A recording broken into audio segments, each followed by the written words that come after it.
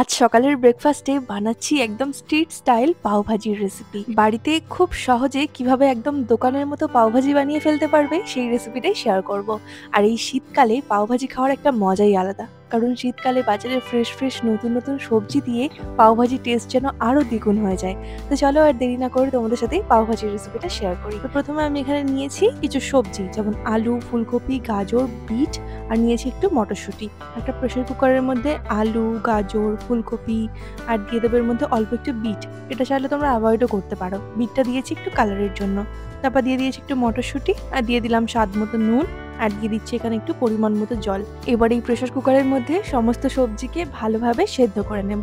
তো আমার সবজিগুলো একদম ভালোভাবে সেদ্ধ হয়ে গেছে। এবার প্রেসার কুকারের ঢাকনাটা খুলে সমস্ত সবজিগুলোকে প্রেসার কুকারের মধ্যে একটা ম্যাশারের সাহায্যে ম্যাশ করে নেব।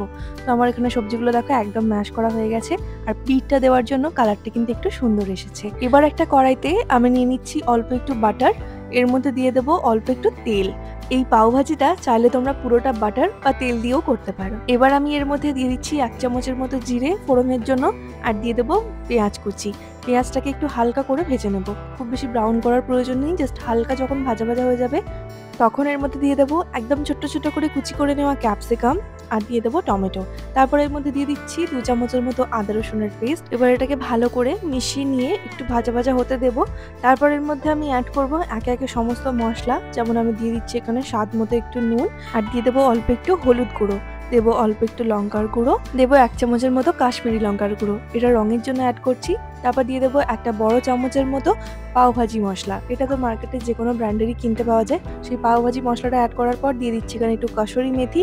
এবার মশলাটাকে কষিয়ে নিয়ে সেদ্ধ করে ম্যাশ করে নেওয়া সমস্ত সবজিটাকে এখানে অ্যাড করে দেবো। তারপর যে প্রেসার কুকারের মধ্যে আমি সবজিগুলোকে ম্যাশ করেছিলাম তার মধ্যে একটু জল দিয়ে সেই জলটাকে এর মধ্যে অ্যাড করে দিচ্ছি। আর এক্সট্রা জল দেওয়ার প্রয়োজন পড়বে না। এবার এটাকে ভালো করে ফুটিয়ে নিয়ে জাস্ট উপর থেকে এবার একটু ধনেপাতা কুচি ছড়িয়ে দিলেই ব্যাস তৈরি হয়ে যাবে আমাদের পাওভাজি। আমাদের পাওভাজি কিন্তু একদম রেডি। এবার এই পাওভাজির সাথে খাওয়ার জন্য যে পাউরুটি বা বান, সেগুলোকে আমি এবার প্রিপেয়ার করব। তার জন্য এখানে নিয়ে নিচ্ছি পাওভাজির যে বান পাওয়া যায় সেটাই নিয়েছি। এবার এই পাউরুটিগুলোর মাঝখানটা ছুরির সাহায্যে একটু কেটে নেব, যাতে পাউরুটির ভেতরে একটু মশলাটাকে অ্যাড করতে পারি।